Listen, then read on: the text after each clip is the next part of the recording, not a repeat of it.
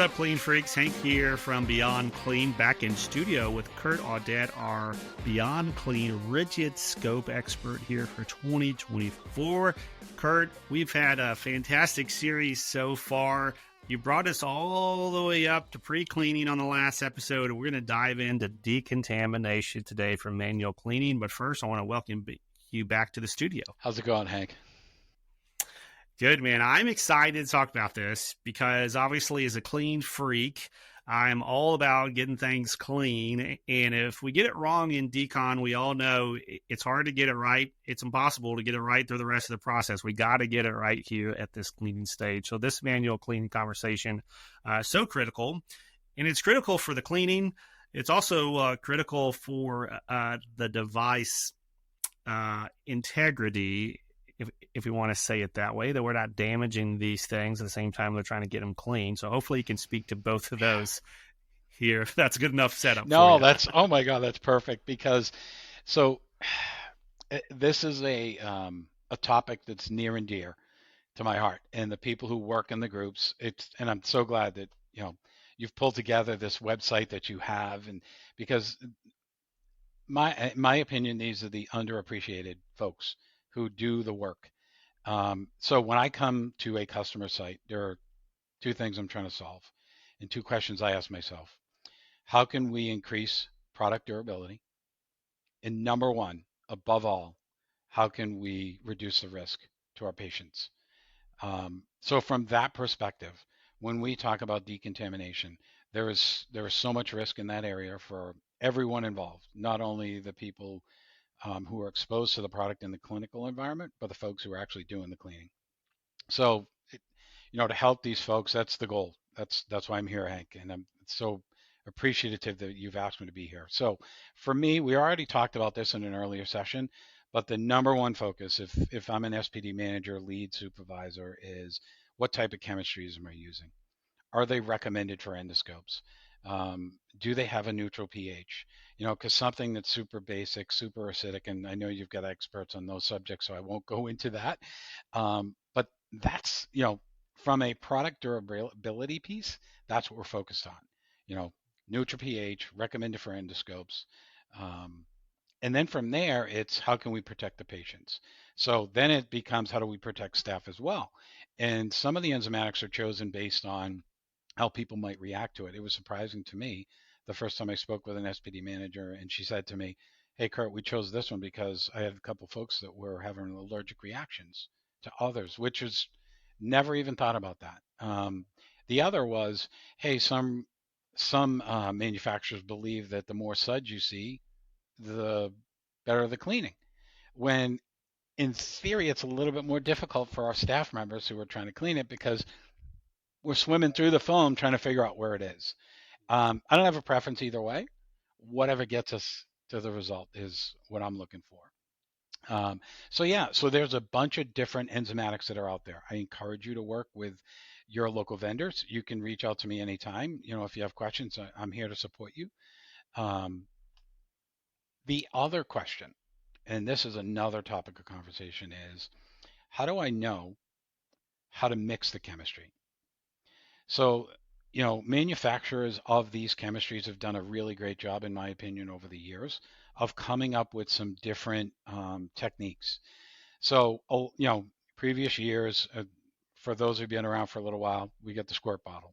And then it's like, okay, how many squirts am I using and what's the measured amount?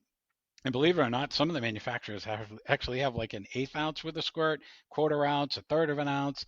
But in general, it's usually a fluid ounce to 1 gallon. If you're in Canada, then it's in liters, but we'll stick with the US standard today. Maybe it's an 1/8 ounce. Some may say it's 2 fluid ounces, depending on the level of soiling in the sink. I'm not here to tell you which is the best. Again, encourage you to go to your vendor for that information. What some of the vendors have done was come up with what you see here on the screen, either a manual control, which is what's on the right-hand side, that just basically siphons up or aspirates some chemistry, whatever enzymatic you choose, to be able to dispense it into the sink. And then you have some other devices that automate it. And then there's temperature control, whether it's a taped visual aid on the sink, or it's some digital readout. So really great improvements in the industry, and we're getting better and better, I think. So once we've mixed the chemistry, then it comes down to, hey, how do I clean these telescopes? And Hank, you've already mentioned it before. We'll definitely mention it again. The proximal window, the distal window are the most important, but we also want to make sure we clean everything. The one thing that's a miss for most facilities is the light post, the actual illumination bundle post. We don't always take those accessories off. We should. Um, a lot of times you'll hear, I've got a dark image in the clinical application because we didn't clean that area. In the film of the microbial life of the bioburden collects in that location, and now I can't transmit light. So make sure those accessories come off during cleaning, whether it's a rigid, semi-rigid telescope, a flexible scope, any of those products. We need to remove the accessories. I know, back in the day when I started, the vast majority of our rigid scopes had to be hand washed and could not go into an automated washer. But these days, that has changed, depending on different manufacturers. So, what changed about the design of the scope, or maybe the designer of washers, or maybe the regulatory? Can you just Yeah. kind of speak to that piece for us? I'll try to keep this one short, but what a great Okay. question. No, seriously, great question. So, the company I work for, we're global. So we do have so outside of the US, we actually can process them in devices like that, an automated washer or an AER, an automated endoscope reprocessor. In the US, we're still doing a manual clean. So to answer your question, yeah, it's about the development of the technology. So different epoxies that might be utilized, different sealing agents that will reduce the opportunity for chemistry to actually infiltrate the scope or compromise its ability to hold its integrity. Okay. Okay.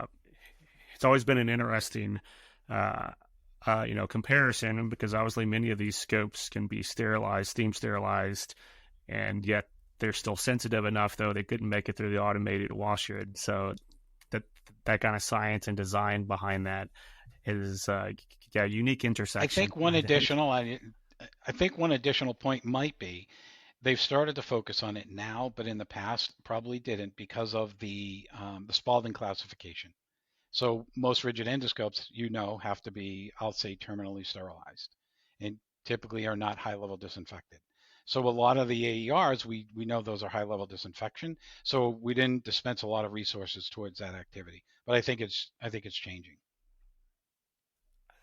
So I interrupted you here, and maybe this is a good place to wrap up, but you were about to get to the accessories around cleaning these scopes, because obviously you got to get the chemicals right and the manual cleaning process right, but there's a lot of tools and components that need to be used. So can you kind of wrap us with that Yeah, topic? I can keep it simple. So there are a lot of different companies providing different cleaning accessories. And in general, I love these sponges. Not just this one sponge, but these sponges, because they cradle the scope. What you need to consider is some are saturated with an enzymatic and some are not. So be careful. If you already have an enzymatic cleaner, then or a detergent, you may want to just purchase a sponge that is not pre-saturated, because now you have an interaction between chemistries. Even if they're the same, you want to be careful with that. I'm not saying don't do one or the other, just be thoughtful about that. Um, there are a lot of bedside cleaning kits. We've discussed that before. That again, they pre-saturate. But the sponges in general, really great. You have a multitude of different cleaning brushes. So I would always encourage you, like I have, review your instructions for use or your IFU, or reach out to your vendor to just confirm that you can use that. I'm going to start next episode here, Kurt, with you talking about the rinsing and drying phase. That's a really critical part of the puzzle. We ran out of time on this episode, but I don't want to short circuit that conversation, because I think that's critical for getting quality scopes back into the operating room. So we'll start our next episode on that topic, and then we'll jump in quickly to high-level disinfection and sterilization. But for anyone who's tuning in, if you haven't already subscribed to our channels, make sure you do so you don't miss the next notification on the future episode. We will bring Kurt back in studio to talk about the rigid endoscope and the semi-rigid conversation that we've been flying through in this series. And we're going to wrap it there and remind each and every one of you clean freaks out there, like we do each and every week at Beyond Clean. Until we talk to you again, keep fighting dirt.